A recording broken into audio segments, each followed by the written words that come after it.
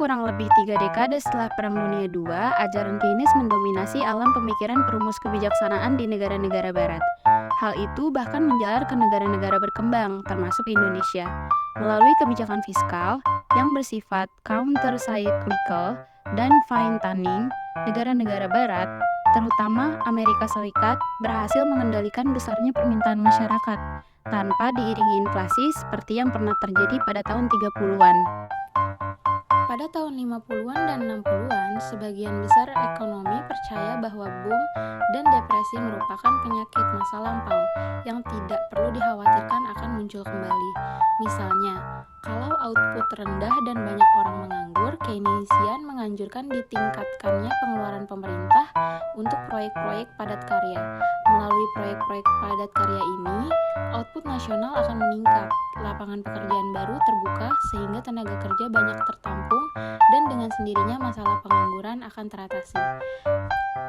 Pada tahun 60-an, orang percaya bahwa ada hubungan terbalik antara inflasi dengan tingkat pengangguran.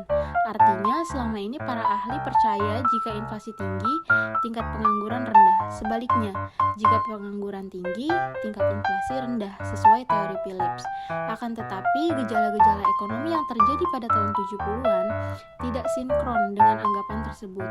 Pada waktu itu, harga-harga menunjukkan kecenderungan peningkatan yang sangat tinggi, didorong oleh naiknya harga-harga minyak tahun 73 sampai 74 yang sungguh merisaukan. Pada saat terjadinya kenaikan harga-harga tersebut, pengangguran meningkat.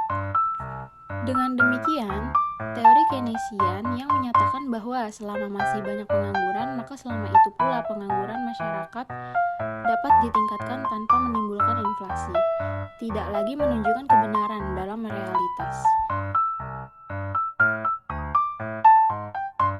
Perkembangan pemikiran mazhab monetaris telah melalui beberapa tahap utama. Yang pertama, mazhab monetaris memiliki akar dalam pemikiran ekonomi klasik, terutama melalui pandangan David Hume dan John Locke.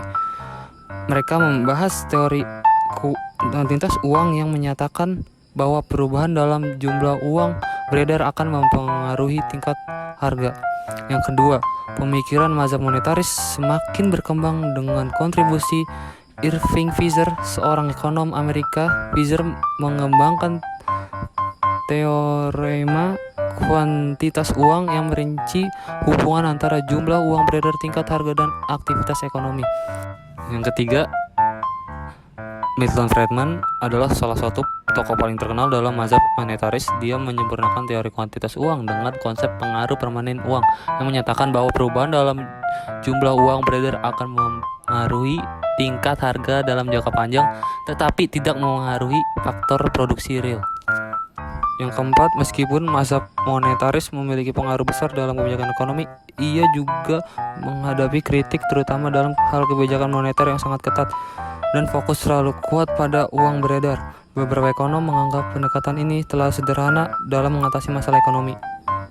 Dan yang terakhir, pemikiran mazhab monetaris terus berkembang dengan penelitian lebih lanjut dan integrasi dengan aspek ekonomi lainnya. Konsep-konsep seperti inflasi, ekspektasi, dan teori peredaran uang terus mengalami perkembangan. Meskipun ada kritik dan kontroversi, mazhab monetaris tetap menjadi salah satu aliran paling penting dalam ilmu ekonomi. Berikut beberapa contoh aliran klasik dari mazhab monetaris. 1. Ada Milton Friedman. Milton Friedman adalah tokoh utama dalam aliran monetarisme. Ia dikenal karena teorinya tentang kuantitas uang dan hubungannya dengan inflasi. Friedman mengadvokasi kebijakan moneter yang stabil dan pertumbuhan jumlah uang yang moderat.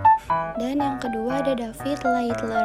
David Littler adalah seorang ekonom asal Kanada yang juga memainkan peran penting dalam perkembangan aliran monetaris. Ia telah menulis banyak karya tentang monetarisme dan kebijakan moneter. Mazhab moneter atau monetarisme adalah suatu aliran dalam ekonomi yang didasarkan pada prinsip-prinsip berikut. Teori kuantitas uang.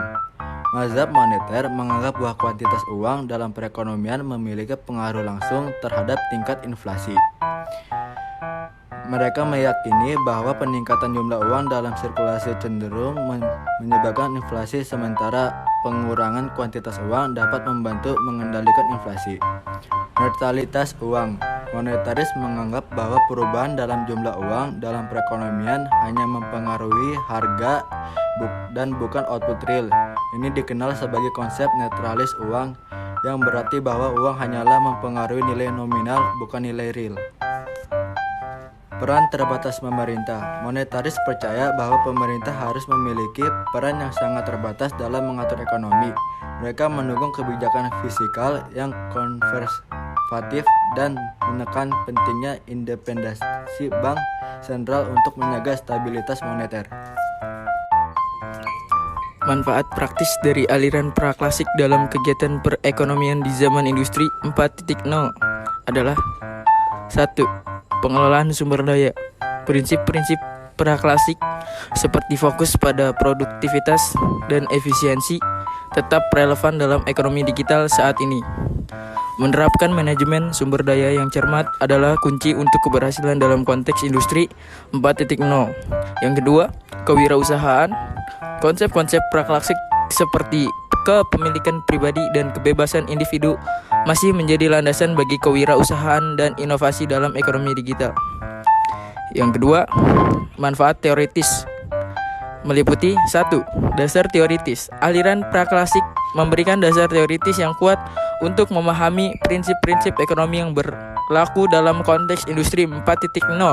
Ini membantu dalam merumuskan kebijakan ekonomi yang efektif. Yang kedua, sejarah ekonomi. Memahami sejarah pemikiran ekonomi praklasik dapat membantu dalam mengidentifikasi asal-usul konsep-konsep ekonomi yang masih relevan di era digital, membantu kita melihat bagaimana ekonomi telah berubah sepanjang waktu.